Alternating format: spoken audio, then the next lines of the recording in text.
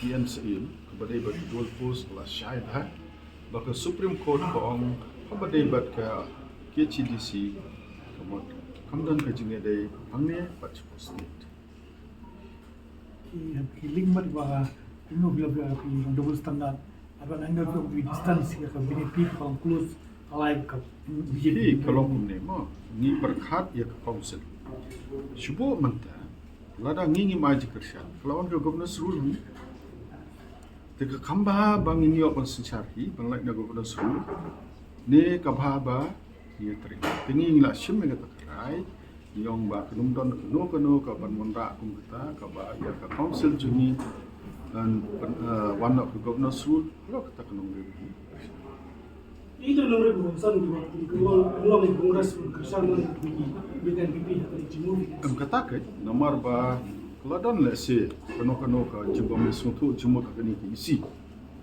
de nang ta ba lada ngima jing kyrshan la manwan ko governance rule ni te ban menta kan wan suka amendment ya ka substitute ibu par khot kita hakman ka ba lada ngimdon menta hak amendment menta yo parliament ki wan menta de lada ka wan ka governance rule mono ban pej bai ki interest jungi kendo ka sha ki dosto jungi nukta halor kita ki nongrem ni shim bagi de ban jing kyrshan ba lada ki wan ra ek amendment apo parliament ni ka six schedule ni ne ton menta ban jumot ke bagi so ya hap in kyrshan ke bagi so ya hap kadang condition apa ide ka sharing hari executive committee ki ada apa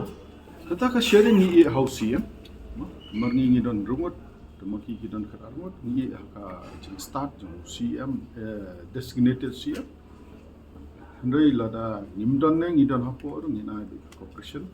ban pej ba this council ka six schedule jong ni namar ngatrang ni tip par khoi ke jing corridor ke jing kongsan ka six schedule kai ni hapet ya kata ku interest jo ke benriu jo khndo ka shap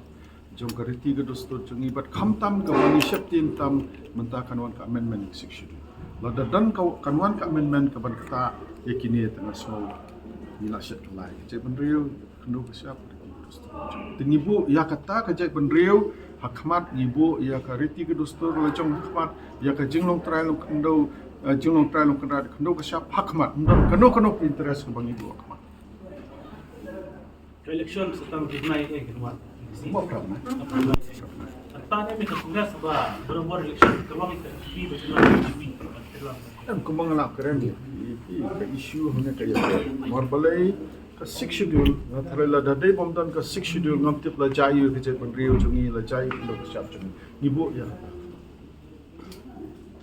dila dah kadon ke no ke parti ke ban bo ia kata hakmat ikut